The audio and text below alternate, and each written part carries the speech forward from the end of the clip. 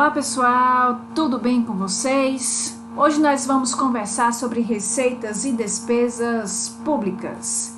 As receitas, vocês sabem que é por meio delas, do ingresso desses recursos nos cofres públicos, que o gestor público vai operacionalizar, tirar do papel aquilo que foi fixado em termos de despesas e entregar para a coletividade todos os bens, serviços, produtos que a população necessita para atender às necessidades secundárias, às necessidades primárias da população. O maior lote de recursos que se tem em termos de recursos públicos, de arrecadação das receitas, advém justamente dos tributos. Mas existem outras maneiras de se adquirir recursos públicos pelo Estado. E como ele faz isso? Por meio da utilização dos seus próprios bens. Nesse caso, o Estado funciona como particular. Isso aí a gente vai ver daqui a pouco nos próximos slides. Segura aí um pouco a curiosidade.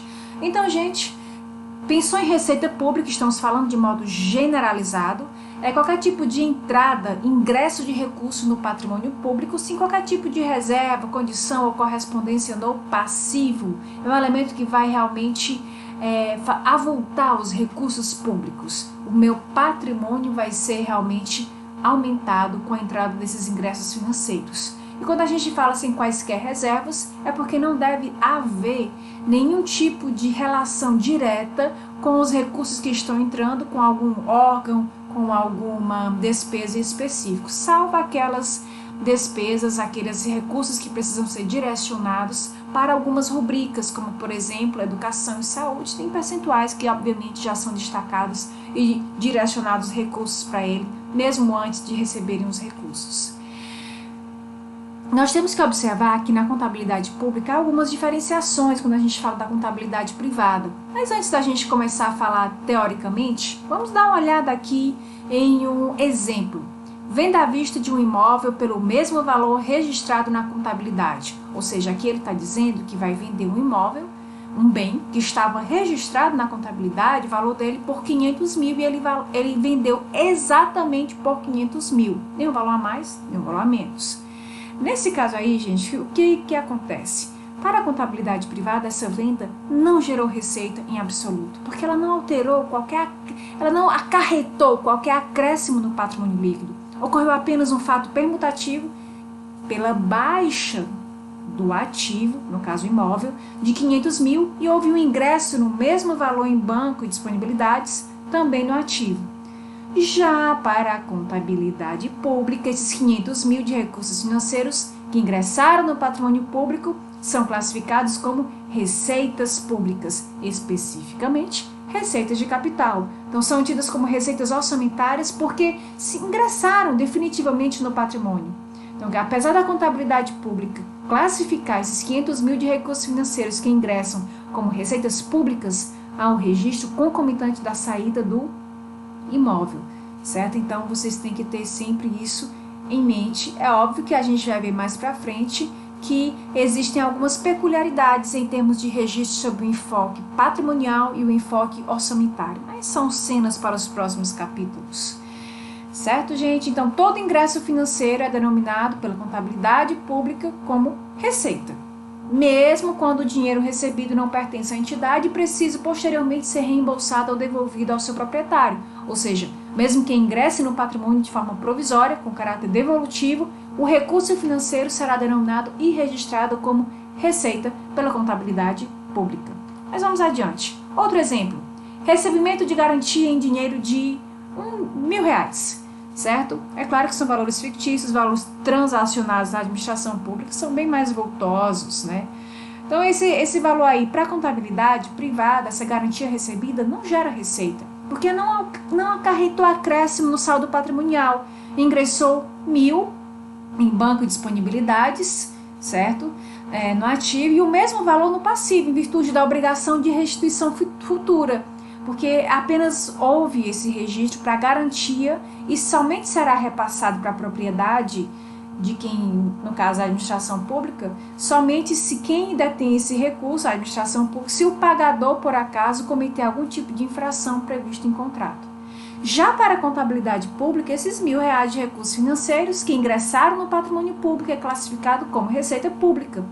É uma receita extra-orçamentária, nós sabemos, pois ingressa no patrimônio de forma provisória, em caráter temporário, sabendo-se que o dinheiro será restituído no futuro, ok? Então, observa-se neste exemplo também que, apesar da contabilidade pública classificar esses R$ 1.000 como recursos financeiros que ingressam como receita pública, há um registro concomitante da obrigação a pagar no passivo, não ocorrendo qualquer alteração no meu PL. Aí você pensa assim, poxa, então receita para fins de registro das transações pela contabilidade pública ocorre quando há ingresso de recursos financeiros, qualquer que seja. Então, a contabilidade pública vai classificar e registrar o ingresso financeiro como receita. Todavia, as informações que são geradas posteriormente vão ser suficientes para que eu possa verificar se de fato a receita ocorreu sob um enfoque patrimonial ou sob um enfoque orçamentário, certo? Aí você pensa assim, professor, e esse recebimento de garantia? Se por acaso houver descumprimento, aí nesse caso vai ser realmente da administração pública, e aí a gente vai registrar a receita sob um enfoque patrimonial. Mas vamos dar uma olhada nos próximos exemplos, que aí vai ficar mais claro disso que eu estou querendo repassar para vocês agora. Vamos para o próximo slide. Vamos olhar o que é a receita sob um enfoque patrimonial. Apesar da contabilidade pública, como tem aí na telinha de vocês, registrar todo tipo de ingresso financeiro como receita, somente vai ocorrer, de fato, uma receita sob um enfoque patrimonial se houver algum tipo de acréscimo no meu PL. Se não houver acréscimo no meu PL, eu não vou considerar a receita sob um enfoque patrimonial. Ok, pessoal? Vamos lá para conversar de modo rápido em relação à receita sob um enfoque orçamentário. A receita sob um enfoque orçamentário, ela vai ser considerada se o administrador público tiver, de fato, recebido efetivamente esses valores, se eu puder depois me utilizar dele para operacionalizar algum tipo de despesa, propriamente dito. Mas os próximos slides serão mais esclarecedores. Então, gente, só para rememorar, a equação do patrimônio líquido é ativo menos passivo. Tenham isso em mente, porque a gente vai observar que só vai ser considerado receita sobre um dos enfoques se tiver algum tipo de alteração no meu PL, e sobre a outras, mesmo não tendo, vai ser considerado receita. Vamos dar uma olhada aqui nos próximos slides. Receita sob a ótica da contabilidade pública, a gente já sabe que ela vai ser considerada, nesse caso aí a gente tem recebimento em doação de terreno no valor de 500 mil. Eu recebi uma doação de um terreno no valor de 500 mil. O terreno, ele é um bem tangível permanente. Então, por ser um bem, ele faz aumentar o quê? O ativo, nesse caso. Então, nessa transação, o passivo ficou inalterado. Então, consequentemente, o patrimônio líquido foi aumentado em 500 mil. Ou seja, houve uma receita patrimonial de 500 mil. Certo? Isso sob a ótica da contabilidade pública de modo geral, sobre a própria ótica da contabilidade sobre o enfoque patrimonial. Já sobre o enfoque orçamentário, gente, não ocorreu receita alguma, não houve ingresso financeiro e ainda não houve nenhum tipo. Por quê? Porque só é considerado ingresso financeiro sobre o enfoque orçamentário se esse recurso, esse valor, estiver disponível para a cobertura de despesas orçamentárias, ok?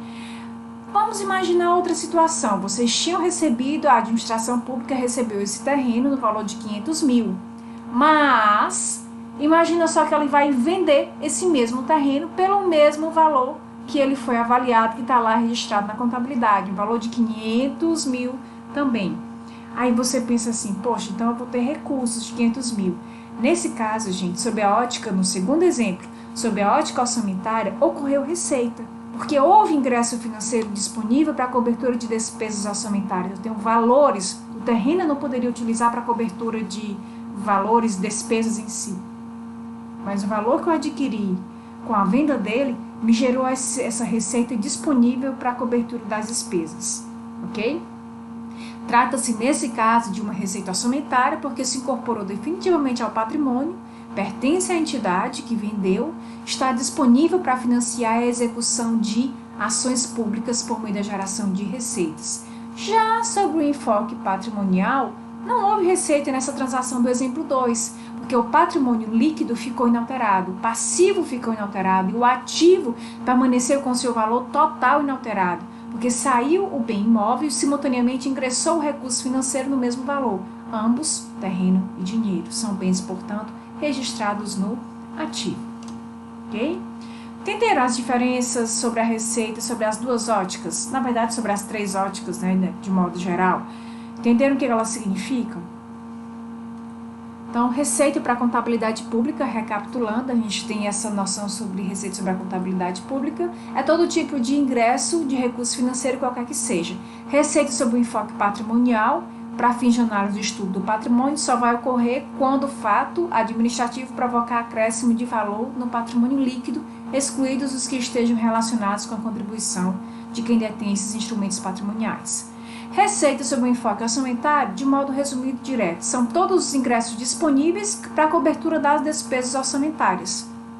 Ok, gente? Ficou claro? Estou ouvindo? Sim, sim. Ótimo, então vamos adiante. Agora nós vamos começar a conversar sobre as classificações da receita. Por que existe essa classificação? Qual o propósito? Ora bolas, o propósito é justamente para ajudar no processo de gerenciamento das informações, controle, otimização das decisões, porque por meio dessas classificações, desses pormenores, dessas especificidades, o gestor público, a administração pública, aquele ente, vai conseguir explicitar todos os elementos, segmentos da sociedade que diz respeito àquela geração de recursos. Eu vou saber exatamente de onde saiu aquele valor, qual é o valor, qual a fonte de geração daquele valor. Então, eu tenho todo o detalhamento da receita. Consequentemente, eu consigo me certificar que eu estou fazendo uma previsão mais assertiva para que eu possa direcionar recursos em prol da execução das despesas, que são justamente os bens e os serviços que vão ser ofertados à coletividade.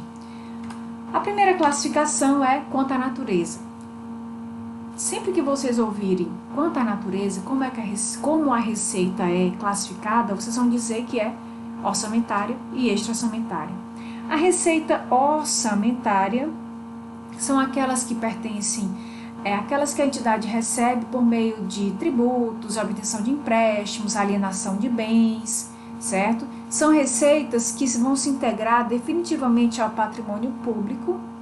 São fontes de recursos efetiva, ou seja, vai alterar positivamente o PL, ou pode ser também por meio de mutação, certo? São recursos que não vão ser restituídos no futuro. Já as receitas extra-orçamentárias são ingressos de recursos que não incorporam-se definitivamente ao patrimônio. Eles não pertencem à entidade que os recebe. São recursos que estão apenas momentaneamente transitando pelo patrimônio e em algum momento serão oportunamente restituídos ao seu proprietário. Exemplo, calções, garantias em dinheiro, a gente está ali na administração pública, nos cofres públicos, mas em algum momento vão voltar para quem de direito. A não ser que a pessoa incida em algum tipo de incoerência, erro, que faça com que seja aplicada a penalidade e assim o órgão público vai ficar com aquele valor. Depósitos judiciais, retenções à folha de pagamento, como contribuição sindical, contribuição previdenciária, tudo isso é considerado como receita extra-orçamentária. Então, a característica que distingue a receita orçamentária da extra-orçamentária é o fato do recurso financeiro pertencer à entidade que o recebe, podendo assim ser incorporado definitivamente ou não ao patrimônio. Ok? Aqui só para a gente rememorar em relação à natureza, como que funciona. Nós sabemos que na administração pública houveram algumas mudanças, inclusive no quesito classificação das receitas e despesas. Agora, nós temos a seguinte classificação em termos de níveis, mudou. Antes era uma outra classificação. Agora, o primeiro nível vai dizer qual é a categoria econômica, o segundo nível vai dizer qual é a origem, o terceiro nível vai dizer a espécie, o quarto nível vai dizer o desdobramento para identificação de peculiaridades da receita e o quinto nível vai dizer o tipo. Mnemonicamente, vocês vão gravar as primeiras letras, COEDT, certo? Lembrou dessas letras, vão lembrar da ordem de nível que a gente tem em relação a cada uma delas. Ok, pessoal? Vamos adiante. Aqui nós temos um exemplo. Imagina só que nós estivéssemos falando sobre imposto de renda pessoa física. Como seria registrado isso? Primeiramente, primeiro nível, categoria econômica, eu registraria receita corrente. Segundo nível, origem, impostos, taxas e contribuições de melhoria. Terceiro nível, espécie, é do tipo impostos, e não taxa, e não contribuição, mas impostos. Os desdobramentos é que é imposto sobre a renda pessoa física e o tipo é o tipo 1.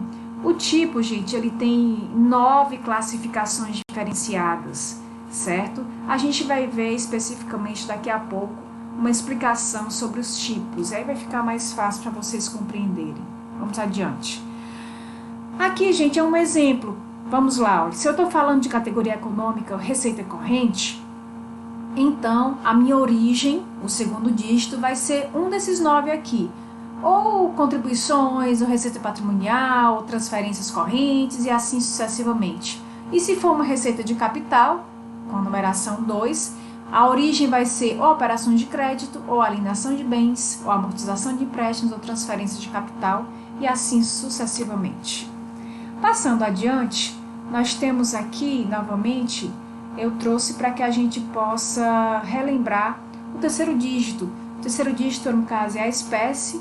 A espécie da receita ela é composta por títulos que permitem especificar com mais detalhe a origem da receita. Trata-se de uma classificação vinculada à origem que vai detalhar o fato gerador dos ingressos dos recursos financeiros. Ok, gente? Eu vou conseguir saber se são contribuições para entidades privadas, se são contribuições sindicais e assim sucessivamente. Os desdobramentos, eles são detalhamentos para classificação com nível de maior especificidade, certo? Eles, alguns dígitos de desdobramentos podem até ser facultativos, mediante solicitação à Secretaria do Tesouro Nacional, obviamente, certo? Então é um nível de detalhamento maior. Vejam aí que aí eu sei, por meio desse desdobramento, eu sei exatamente se é um imposto, por exemplo, nesse caso, se é pessoa física ou se é pessoa jurídica, ok? Vamos adiante. O tipo, lembra que eu falei que tinham 9 desdobramentos? Mas isso aqui, gente, tranquilo, no material que eu disponibilizei para vocês, tem a explicação dos tipos bem direitinho. Então, 0 é a natureza agregadora, certo? A natureza agregadora é justamente a soma dos valores dos demais códigos, do 1 ao 9. Se você tiver algum tipo de numeração, algum tipo de valor nos outros códigos, somados, a gente vai ter a natureza agregadora. Professora, eu posso apenas registrar como receita principal apenas o valor do imposto? Geralmente é assim, mas acontece algumas situações em que a gente está falando ali que aquele valor que entrou tem também multas, juros de mora, a gente tem algum tipo de dívida ativa relacionada se você não pagou no período devido, pode ter multa sobre essa dívida ativa e assim sucessivamente. Se houver esses casos, a gente vai somar e a gente vai dizer que a natureza é agregadora. Se tiver um umzinho, a gente vai saber que é apenas o valor limpo e seco do tributo propriamente dito. Aqui, para que vocês possam ver novamente esses códigos, aprendam que no caso da categoria econômica, eu tenho apenas um código, é o primeiro nível. No caso da origem, uma numeração. Da espécie, uma numeração. Dos desdobramentos, a gente tem 4 números. A gente tem um número, pontinho, mais 2 números, pontinho, mais outro número, ok? E a natureza agregadora vai ter o tipo, ele vai ter, no caso, apenas uma outra numeração também, mais uma numeração em si. Tranquilo? Leia o material que está lá bem explicadinho. Quem assistiu a aula, a gente falou com maior nível de detalhamento. Aqui é só uma explicação para vocês imaginarem o que é essa natureza agregadora. Lembra que eu falei que se tiverem outras coisas como multas, juros, dívida ativa, o que for, a gente vai somando e a natureza agregadora, no caso, é a soma de todos eles. Aqui nós temos um exemplo para que vocês possam visualizar. Então, como que era antes? Nesse caso aqui do recebimento da dívida ativa de R$100 e juros de mora de R$50. Eu registrava a categoria econômica, que no caso receitas correntes, outras receitas correntes apenas, outras, e ficava diluído, sumido ali os atalhamentos, eu não conseguia ver com tanta clareza. Agora, como que é a nova estrutura? Agora a nova estrutura já tem uma especificidade, eu já digo que são informações, eu acrescento essas informações, que são informações da dívida ativa, que correu sobre ele o valor de R$50 de multa. Eu não vou colocar logo os 150 e dizer que há outras receitas correntes. Não, eu vou detalhar, eu vou especificar. Então, nós ganhamos em termos de detalhamentos. Aqui mais uma explicação em relação aos valores, como é que a nova estrutura, eu peguei do outro slide. Agora os detalhamentos, como ficaria aqui? Primeiro dígito, receitas correntes. Lembram que antes eram outras receitas correntes? Agora é impostos, taxas e contribuições de melhoria. É óbvio que nos próximos vão ter mais detalhamentos nos próximos dígitos, ok? Vamos adiante. Nós temos aqui a classificação quanto à categoria econômica. A receita pode ser receita corrente ou receita de capital. A receita corrente, certo? O próprio nome já faz a gente pensar sobre aqueles recursos para cobrir as despesas correntes, que são as mais corriqueiras. Elas não vão gerar nenhum tipo de gasto, nenhum tipo de direcionado para nenhum tipo de despesa de capital. Certo? São receitas que são arrecadadas dentro do exercício, que aumentam as disponibilidades financeiras, constitui instrumento para financiar os objetivos definidos nos programas e ações orçamentárias, e assim sucessivamente. Já as receitas de capital, elas não provocam efeito sobre o patrimônio líquido, eles são receitas por mutações. Lembre-se disso, certo? Vamos adiante. Aqui é só para que vocês possam ver que tem uma diferença entre imposto, taxa e contribuição de melhoria, só para a gente abrir um parêntese em relação às receitas tributárias. Aqui são as classificações quanto ao poder de tributar.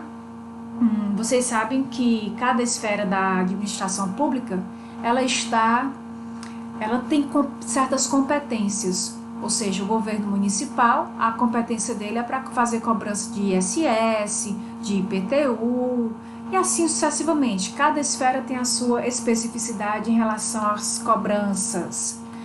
Quanto à afetação patrimonial, as receitas se dividem em efetivas e não efetivas. As efetivas vai haver alteração do PL. Aos não efetivas há apenas uma mutação, uma troca entre contas, mas o PL permanece inalterado.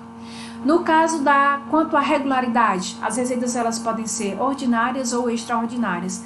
As ordinárias são aquelas receitas que elas são comumente arrecadadas, uniformemente arrecadadas, são receitas operacionais do ente, poderíamos dizer assim. Já as receitas extraordinárias, elas não têm característica de continuidade, são ingressos de caráter esporádico, atípico, são receitas não operacionais. Por exemplo, empréstimos que são feitos, empréstimos compulsórios que são realizados, seria um exemplo delas. Vamos lá. Já a receita originária e a receita derivada classificam-se em relação à coercitividade. A receita originária, nela, o Estado, ele atua como particular, ele vai explorar suas próprias atividades, certo? Já a receita derivada, ela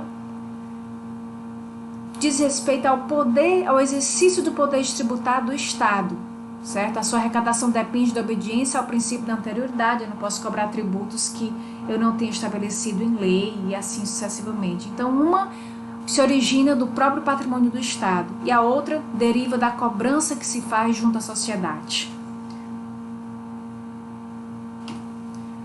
Tem ainda as receitas sem contraprestação e com contraprestação. A sem contraprestação, eu não preciso fazer nenhum tipo de troca para recebê-la, não tem nenhum tipo de troca. No caso das receitas com contraprestação, tem esse elemento da troca em si. É uma transação que eu preciso, de alguma maneira, fazer alguma troca. Eu recebi algo, mas aí eu vou ter que dar outra coisa em troca também. E aqui nós temos as fases da receita orçamentária. Nós temos aqui a previsão, que é a fase de planejamento. Nós temos o lançamento, a arrecadação e o recolhimento. Ambas essas três fases representam a fase de execução do orçamento. O lançamento é quando eu identifico o sujeito devedor, é quando eu identifico o fato gerador da obrigação tributária e o sujeito que deve esse tributo, qual o valor, em que ele incidiu para que ele fosse cobrado dele aquele valor. Na arrecadação, ela está ligada Os pagamentos que são realizados já são recolhidos pelos agentes arrecadadores, mas ainda não pode o Estado dispor desse valor, desse recurso.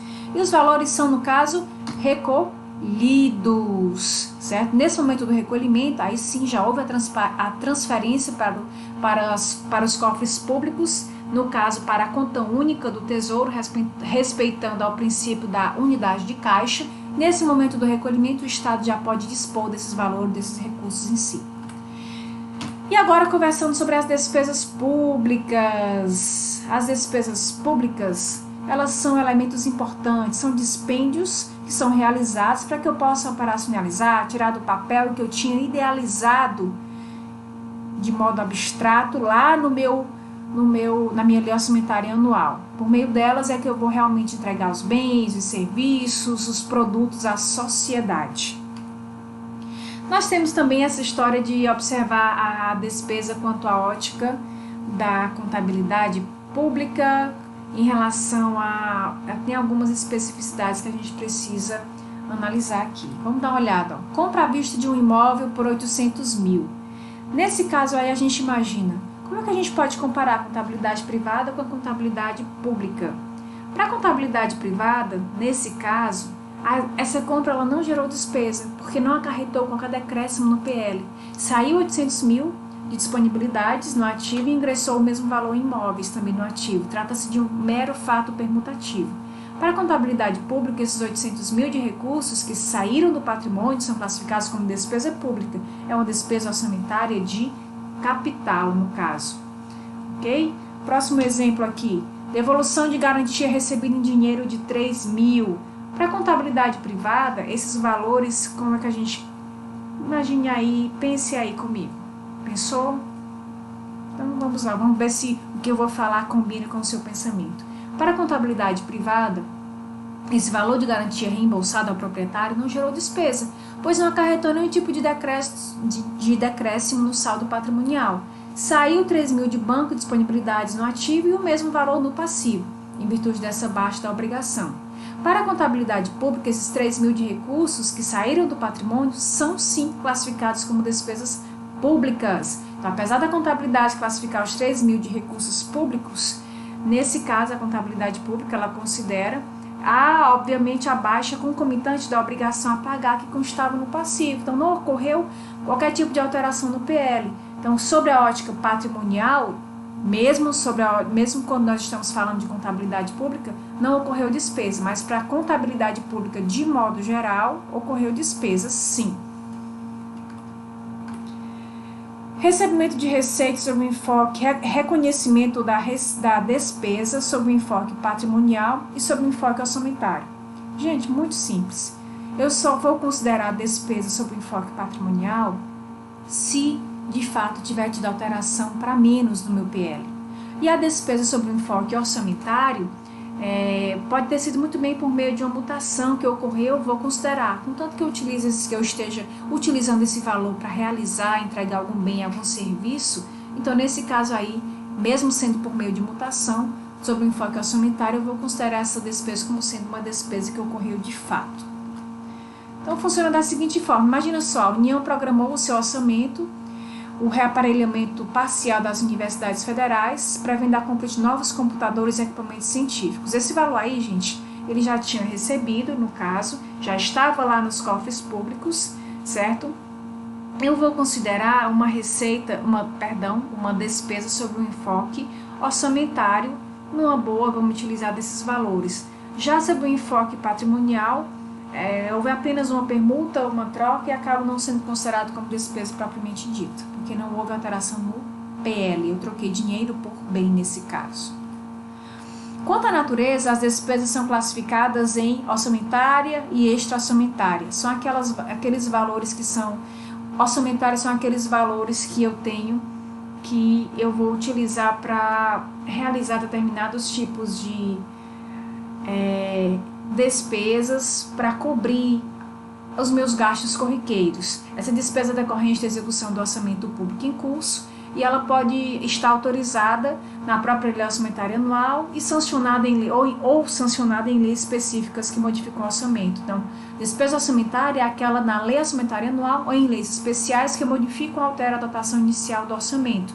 Já a extra-orçamentária não consta na lei orçamentária anual em curso, nem em leis específicas que tratam desse orçamento. São saídas de recursos transitórios que anteriormente foram recebidos na forma de receita extra-orçamentária.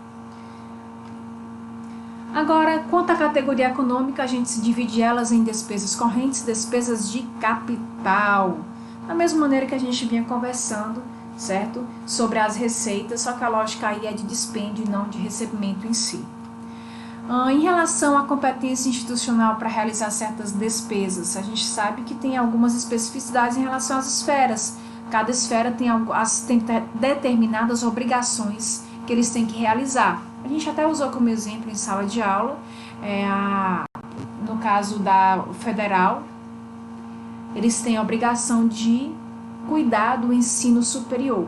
E assim sucessivamente, cada um tem a sua especificidade, cada um tem a sua obrigação em relação à competência institucional do que deve ou não deve fazer, quais são as suas obrigações. As despesas efetivas são aquelas que vão alterar o PL para menos, vão reduzir a situação líquida patrimonial, e a despesa não efetiva não provoca qualquer tipo de alteração no patrimônio líquido, certo? Mesmo nesse caso, houve apenas uma mutação. As despesas ordinárias são aquelas despesas para manutenção da máquina pública, gastos com pessoal, serviços de terceiro, material de consumo. Já as extraordinárias são para situações de caráter esporádico ou excepcional, como calamidade pública, guerra, enchentes e assim sucessivamente. Temos ainda as despesas primárias. As despesas primárias, elas não têm caráter financeiro. Elas são exemplos dela, despesas com pessoal, encargos, despesas de custeio, subsídio. E as despesas financeiras, elas têm caráter financeiro, mas... Perdão, gente. Fala demais essa pessoa aqui. As despesas financeiras, elas têm caráter financeiro, mas não compõem o cálculo do resultado primário. Professora, como a gente poderia usar como exemplo? Despesas com juros, amortização da dívida interna e externa, com a aquisição de títulos de capital integralizado, despesas com concessão de empréstimos e assim sucessivamente. Aqui nós temos as fases da despesa orçamentária, que começa com a administração, o empenho, lembrando que tudo na administração pública precisa respeitar o processo de licitação, certo? E tem estágios. A despesa ela não é feito o desembolso logo quando eu fixo ou quando eu empenho, mas apenas quando há o pagamento efetivo. Nós temos aqui a fase de planejamento, que é a fixação, e o empenho, liquidação e pagamento, que é a fase da execução da despesa. O empenho é quando eu crio para a administração pública a obrigação de pagamento, a liquidação é quando eu atesto o recebimento do bem ou do serviço, e o pagamento é quando há efetivamente o desembolso em si. Certo? Vamos conversar ainda sobre a codificação da natureza da despesa. A classificação, um macetezinho para vocês gravarem a ordem é CG-MED. C de categoria econômico para o primeiro nível. No segundo nível nós temos o Gzinho, que é o grupo de natureza da despesa. No terceiro nível, MM, porque quer dizer que nós temos dois números para esse registro, que é para a modalidade de aplicação. E o EE, que é para elemento de despesa, e o quinto nível, que é o DD, que é para desdobramento facultativo, o nome já está dizendo é facultativo, do elemento da despesa em si. Vamos adiante. Aqui é só para a gente olhar mais uma vez, né? A natureza da despesa ela é composta por categoria econômica, grupo da despesa, elemento de despesa. Essas são três informações da despesa que dimensionam a característica do dispêndio, em que os recursos públicos estão sendo utilizados. Mas não é só isso. Para que a natureza da despesa seja uma classificação completa, foram criados mais dois níveis, a modalidade de aplicação, que é a informação gerencial, e o desdobramento facultativo do elemento da despesa. Tem muitas pegadinhas nas provas por aí afora que falam a respeito do desdobramento do elemento da despesa como facultativo. Então, atenção, seu uso não é obrigatório para os entes federados, a União utiliza. É importante observar ainda que a discriminação da natureza da despesa, inicialmente prevista lá na portaria do STN 163 de 2001, ela foi atualizada ao longo de outras portarias. Ela é apenas exemplificativa, podendo ser ampliada para atender às necessidades de execução, observação dos conceitos e estruturas estabelecidos pela Secretaria do Tesouro Nacional, certo? Essa portaria ela já teve algumas modificações, mas ainda é utilizada em alguns aspectos. Aqui, gente, é uma visualização de como seria essa classificação na prática. Os grupos de natureza da despesa elas têm a função de agregar os elementos da despesa que possuem as mesmas características quanto ao objeto de gasto. Aqui a categoria econômica, por exemplo, ela vai ser ou despesa corrente, a numeraçãozinha é 3, ou despesa de capital com numeração 4. No caso do grupo de natureza da despesa G, vai ser um dos 6. Ou pessoal em encargos sociais, juros e encargos da dívida, investimentos, inversões ou amortização. Aqui, detalhando um pouco mais, certos grupos de natureza da despesa, ela tem a função de agregar esses elementos, como a gente falou. Então, a estrutura da natureza da despesa vai ser observada por todos os entes da federação, obrigatoriamente por 4 níveis e 6 números, e de modo facultativo por até 5 níveis e 8 números, ok? Categoria de nível 1, despesa corrente, vai ser um dos 3 tipos que tem na tela de vocês. E para despesa de capital, vai ser ou investimento, ou inversão, ou amortização. Isso segundo nível, grupo de natureza da despesa. Aqui é uma visualização de como seria esse registro da modalidade de aplicação, terceiro nível no caso. Como seria esse registro? Pode ser esse nível de classificação, só para rememorar. Ele tem o objetivo de indicar se os recursos são aplicados diretamente pelo ente ou se eles estão sendo transferidos, ok? A gente começa a ver aí as definições, alguns exemplos: transferência à União, numeração 20, execução orçamentária delegada à União, a 22, e assim sucessivamente. O elemento da despesa, esse elemento da despesa ele tem a finalidade de identificar os objetos de gasto, ou seja, quais bens e serviços estão sendo comprados e contratados. Então, ele indica se os recursos estão sendo utilizados para pagamento do funcionalismo público, para juros, para diárias, para material de consumo, para serviços de terceiros, para subvenções, para obras e instalações e assim sucessivamente. Já o desdobramento suplementar, gente, que é o 5º nível, ele é facultativo para atendimento das necessidades de escrituração e controle da execução. Não esqueçam que ele é facultativo, mas ele acaba sendo utilizado se o ente quiser, e no caso a própria União acaba utilizando ele para ter um maior nível de detalhamento da despesa propriamente dito. Aqui é um outro exemplo. Imagina só, se a gente quiser saber o código de natureza da despesa para o primeiro nível, se for um exemplo, despesa de capital, mas qual tipo de despesa de capital? Aí o segundo nível diz amortização da dívida, um exemplo. Se for, por exemplo, um exemplo de compra de materiais de consumo, são exemplos de materiais de consumo o que, gente? Combustíveis para veículos, mudas de plantas, material de expediente, vestuário, uniforme, fardamento, tecidos, enfim, munição, explosivo, essas coisas são consideradas como material de consumo. Então, o primeiro nível, a gente diz que é despesa corrente, o segundo, outras despesas correntes, o terceiro, para aplicações diretas, e o 4º nível, a gente já define como material de consumo. É só um exemplo para a gente visualizar essa situação. Então, só para a gente relembrar os aspectos, o primeiro nível divide as despesas em correntes de capital, identifica o efeito econômico da realização da despesa. O segundo nível agrega os elementos da despesa que possuem as mesmas características quanto ao objeto de gasto. O terceiro nível identifica se são aplicados recursos diretamente ou por outro ente da federação, assim elimina a dupla contagem.